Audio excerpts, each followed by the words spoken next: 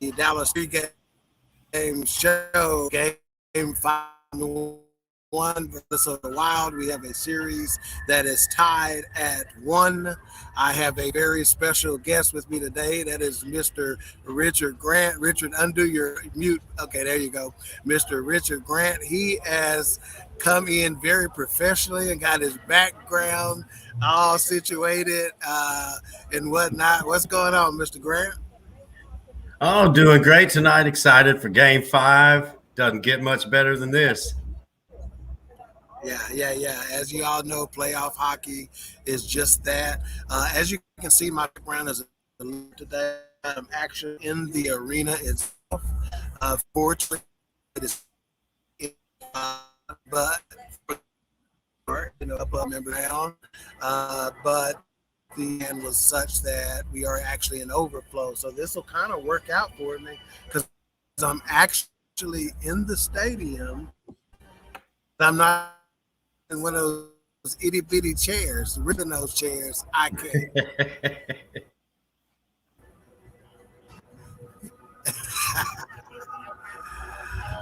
All right. So again, this series is tied at 2-2.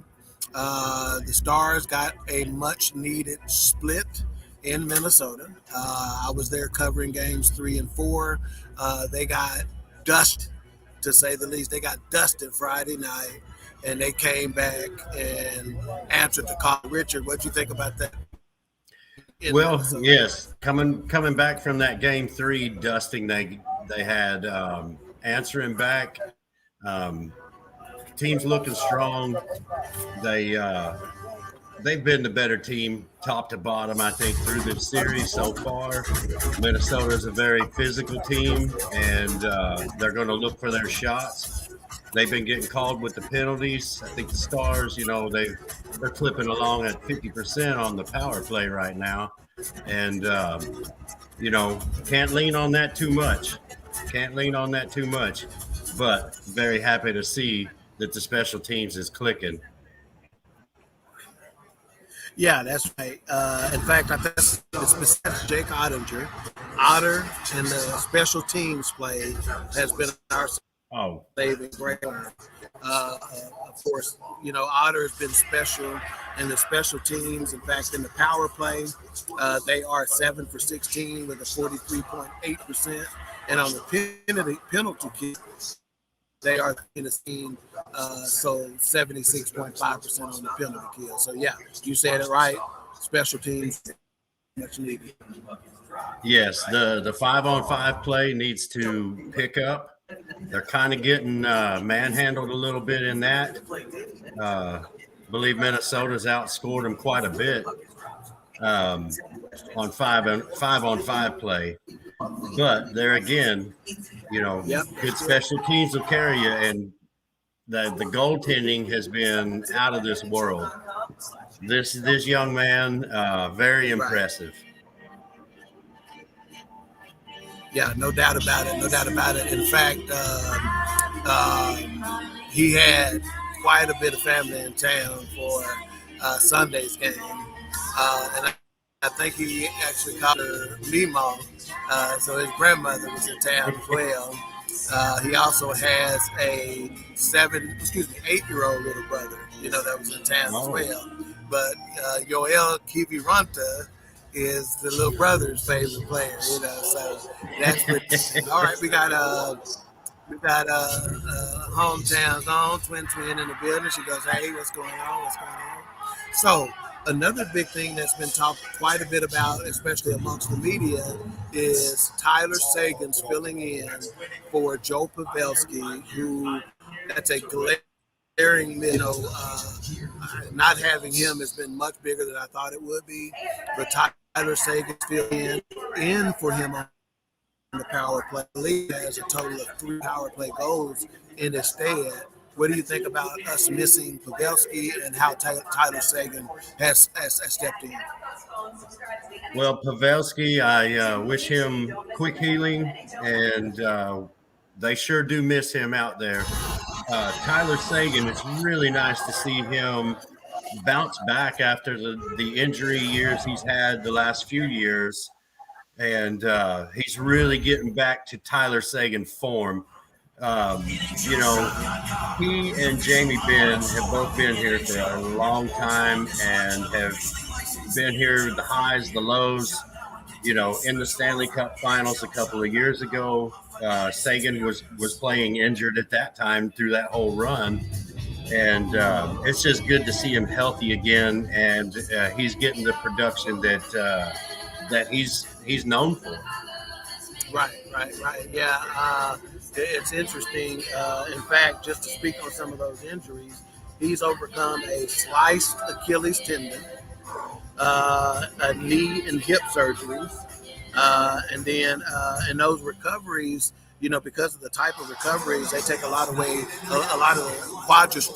quadricep strength away, and that is much needed for a hockey player in general, because you got to skate, right? But especially someone with his skill set. He is someone who has said over the years, though, that things happen for a reason. So no one wants to see Joe Pavelski hurt. We'd be a much better team with him there. But to see Tyler Seguin in rows, I mean, he's been just outside the crease, banging it up a little bit, in some of these. In fact, when he scored the first goal on Sunday, it was just, we were sitting there debating it. It was like, I think that went off his skate, and it was one of those things where I immediately said, a wonky goal like that is one that'll get you going. And sure enough, it seemed like it got the entire team going. It's just a little wonky goal. I don't know if it gets to a point to where they start just mentally feeling that things are going our way. And as a result, it's kind of a self-fulfilling prophecy. If you think you're going to do well, you do well. What did you think about that goal, watching it on TV when it went in? My goodness, the first goal, that was through hard work and a good bounce, and we love to see that. The second power play goal that Tyler had on Sunday, that was a pass that was tight into the feet. He grabbed a hold of it and sent it top shelf. It was beautiful. What a game on Sunday. They really played a complete game. Right. And so to touch up on Pavelski again, Pavelski was hit in game 1 here in Dallas on a vicious hit. When I say the entire arena reacted to this, it was a vicious hit. He went parallel to the ice, before he landed. His head hit the ice, and he's in concussion protocol. He did skate with the team this morning, but he is still out for Game 5. They said they would be extremely optimistic to possibly get him back in Game 7, but I think that's still a stretch as well. But again, he did skate with the team. In fact, Coach DeBoer said that he did call him a few times in Minnesota during the game. So he's seeing stuff on watching the game, on TV and whatnot, and watching. I'm sure he's got a much better feed than we get at home, right? But he's watching the game and he's calling Coach, telling him what he sees. So again, Pavelski is a big part of this team, and to try to win without him is a tall task. In Minnesota, every time Suter touched the puck, Suter sucked chants where you couldn't hear because of him. Were you able to pick any of that up on TV? Were y'all able to hear any of that at all? Absolutely, yes. You could hear it every time that you would just hear a roar every time that the puck even got within 5 feet of him. Close to him. Yeah. Right. Yeah. They're not fans. Yeah, it was a trip. Now Gustafson, which is the goalie for the Minnesota Wild, he played and made 51 saves, I believe it was, in game number 1 here in Dallas. Curiously, the coach for the Wild, Dean Evgenii, he pulled him for game 2 and put in Marc-Andre Fleury. Now, this is not unusual for what the Wild have done throughout the course of the regular season, but typically when you get to playoff hockey, you roll with the hot guy regardless. And if a guy's made 51 saves and played the way Gustafson did in game 1, I couldn't see taking him out. What are your thoughts about that? Well, Marc-Andre Fleury, great goalie. I think the way that game 1 went, definitely, if it were my call, I would have ridden the hot hand and played Gustafson again in game 2 and see if you can possibly steal another one on the road. But that's not what they chose. I get it. Yeah, they looked at it as we've already stolen the one game on the road. Let's give our guys some rest after a double overtime game. Let him heal up a couple of days. That's fine. But I personally would have ridden the hot hand. Right. No doubt about it. And again, no shade to Marc-Andre Fleury. He's a first ballot Hall of Famer. He's going into the Hall of Fame 5 years after his career is over with. He's won 2 Stanley Cups, so no shade to him, but he's a little long in the tooth. And Gustafson, like Otter, is the young stud. So, sometimes those young studs, man, they don't know enough to be nervous in the playoffs. Yeah, they sure don't. Speaking of the young guys, I would love to see some production out of Robertson. Yeah. He had such a phenomenal season. Yeah. And, of course, the lights get brighter, the stage gets bigger. Playoff hockey is here, and, he's a young guy. I think a couple of the young guys, Harley stepped up big on Sunday, had a really good game. And, Rope Hintz, what can you say? That guy's he's just phenomenal. Yeah, no doubt. Very good points from the young guys. In fact, Rope Hintz, the other night, he logged 3 assists in game 4.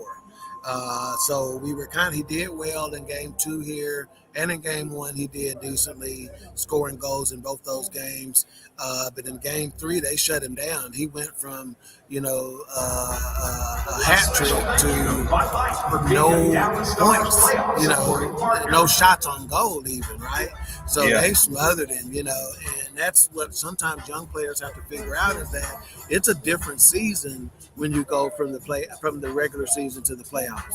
And when they say it's a different season and veterans play it differently, they are getting their taste at that, Yes, for sure. And Otter, he had a good series a 7-game series against Calgary last year, and he was anxious to show the country that this was not a fluke. That was not a fluke, that he is the type of goaltender that you can ride to a Stanley Cup finals. So I think he's shown that. I think he is. For sure. Yeah, I do too, man. No doubt about it. He's shown that. And speaking of, you spoke of the young guys. Now let's talk about a couple of trade deadline acquisitions. And Evgenii Dadonov, who has had a fantastic series up to this point. So I want you to touch on him first, and then I want you to touch on Max Domi, okay? So Dadonov, he was traded to the Stars at the end of February, and they have called him a playoff player. He had a third period goal on Sunday. And I believe, if my memory serves me correctly, he got a couple in the 73 as well.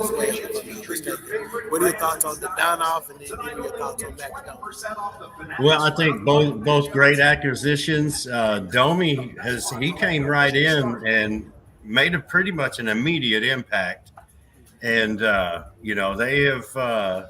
they definitely made some good moves at the deadline, and we've had his name slips my mind, but a couple of guys came up from the Texas hockey team down there in Austin, who's another team who's they're in the playoffs, doing good. Yeah, and we got a young stud down there that's lighting it up too offensively. Oh, yeah. So we got some more in the pipeline. Yes.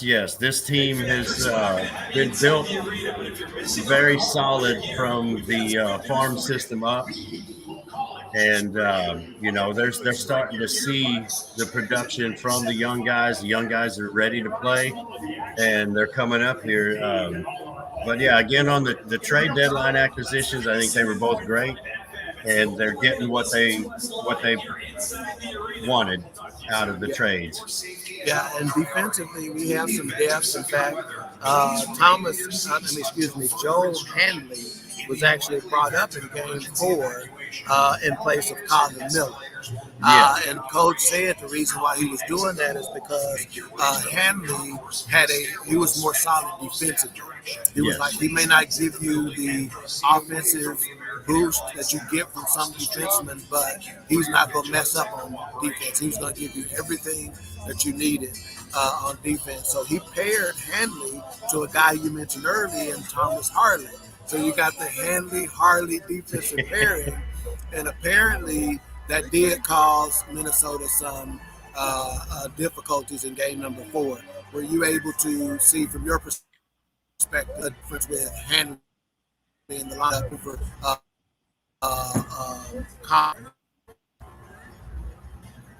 Yeah, defensively, the Stars very solid. They've the other night had a very solid game. Pretty much kept Minnesota choked up until the halfway through the third period when they got their first goal. And it all comes down to Miro Heiskanen. He is the quarterback of the team. I think he plays more minutes than anyone on the team. He's just so great with the passing. He can put that puck on the stick, and he can hold the blue line. And that's really this game tonight is going to come down to controlling the blue line and face-offs, and that's where Jamie Benn comes in, and he is just a face-off beast. Yeah. They've been killing them on face-off for sure this series, which they need to, because I'm telling you right now, puck possession is everything in this series. So thankfully that has been the case. In terms of officiating, and this will be one of the last points that we'll make today, because officiating has been wildly discussed here. And I'll give you some of the Minnesota Wild coach Dean Everson's. I'll give you some of his quotes after I get your thoughts on the officiating. How have you seen the officiating? What are your thoughts on that? Well, the officiating, they've been letting them play for the most part. There's been a couple of penalties that were, were they really penalties? I think the most egregious one was the Pavelski hit in Game 1. Changing that to a 2-minute minor was not the right call. That was an egregious hit. The Minnesota Wild player the other night got called for a tripping at the end, which led to Tyler Seguin's second goal the other night. And that was kind of like, well, was that just a hit? And why, if it's a vicious hit, the hands came up, stick came up on the other, or from the Stars player, you got to control your own stick. That could have been called penalty on each side and played 4-on-4, could have changed the whole outcome of the game. I like it for the most part that they're letting them play, but hopefully we got a 3-game series now, and let's just let the players decide who wins the game. That's right. Yeah, you got a 3-game series now, and home ice advantage is back in the hands of the Dallas Stars. Now, as I mentioned, I wanted to give you some of these quotes from Dean Evison. And before I do, in Minnesota, in the bowels of the XL Energy Center there in St. Paul, Minnesota, I'm walking from the Stars locker room to the press conference room, and Dean Evison and one of his handlers passed me. And let me just say this, I had nightmares that night about the way that dude looked at me, man. Matter of fact, somebody on the ticket the other day says, man, he looks like he's mean to his grandkids, And if that doesn't tell you, see, in my community, Richard, they call it resting bitch face, So, it's the same here, too. Hey, look at here, man, that dude. So I passed him and we made eye contact.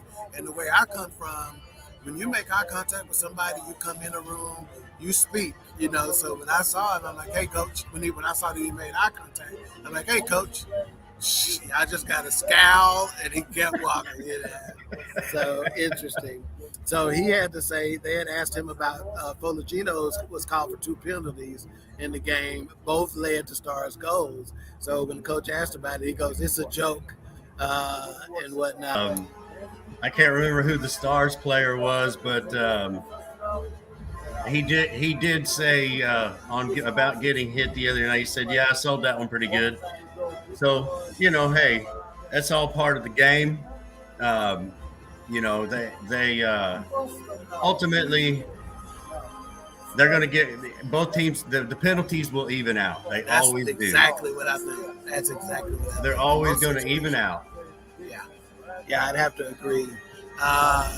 Now, one of the things that being at the games that you lose is some of the national commentary. Are they saying anything of note about this series at all, whether it be the officiating, whether it be the scoring, whether it be the goaltending? Are they saying anything of note that I'm missing by being in the arenas? No, not too bad. I mean, the same referee chatter that you've heard. That's what's been talked about on the national stage. The Stars games, they've everything's been around here anyway. It's been broadcast on Valleys. So you get Razor. Right. And, so I think the first round is with the local guys, and then if they get to the second round, that's when everything will switch national. Unless you're the New York Rangers. Then you get all the ESPN games. Right. Okay, and then so finally, and matter of fact, speaking of Razor, I ran into Razor during the first and second intermission. No, excuse me. I ran into Josh Bogorod during the first and second intermission, and then I ran into Josh and Razor on separate occasions between the second and third. Both gentlemen were extremely nice. I had no idea Razor was as big as he is. Razor looks like he stands at 6'3" or 6'4", man. Oh, yeah. And he was a goalie back in Hartford. Yeah, that's what I was going to say. For those of you who don't know, he was a goalie. But that's a big dude, man. Yes, both he of them is. Super, super kind. But one last thing. Okay, so part of the drama of this series is the fact that you got players that used to play for Minnesota, like Ryan Suter played for Minnesota for 9 seasons. And then you have Jake Ottinger, our goaltender, is from Minnesota. You got Mike Madonna is a consultant for the Wild. Bill Guerin is their GM. He used to play for the Dallas Stars. The Dallas Stars used to be in Minnesota as the North Stars before they John Klingberg plays for Minnesota. You got John Klingberg, and that's what I was leading up to. John Klingberg. Now he's had some good moments and some bad moments. I think yesterday they tried to put him in some positions to make it. Not yesterday, Sunday, to make him look bad. What have you seen from Klingberg? And do you have mixed emotions when you see him come across. I think he's hurt us a little bit too. Yeah, I think I always liked John Klingberg when he played here. A very solid player. You know, he's wearing the other jersey now, so you know, I hope he does play bad. Yeah, no kidding. Yeah, so this is an interesting series again, drama filled with both of those, with all those situations. The mixed company, you know, it's almost like you're playing your step cousin. You know what I'm saying? You know, yes. In this game. So, all right. Well, hey, I appreciate you for joining us, man. Thanks for having me. Hey, just be ready. Game 6. Well, Game 6 may be hard for me. I may not get that assignment because I will be in Kansas City covering the NFL draft. But if we advance in the future rounds and stuff like that, just stay ready because we may have you come back, okay? All right, that'd be great. Be happy to. All right, cool. We appreciate it, and we will see y'all next time. Just stay tuned to BS3 Network for the coverage. Again, you can follow me at @ikingdoc on Twitter. And I generally am live tweeting the game as much as I can.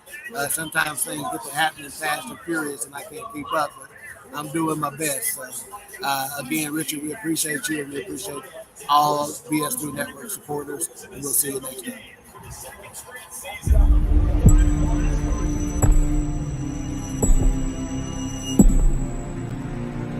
In the quest for the cup, momentum swings are a given. To be successful in this marathon, one must harness this reality and respond accordingly.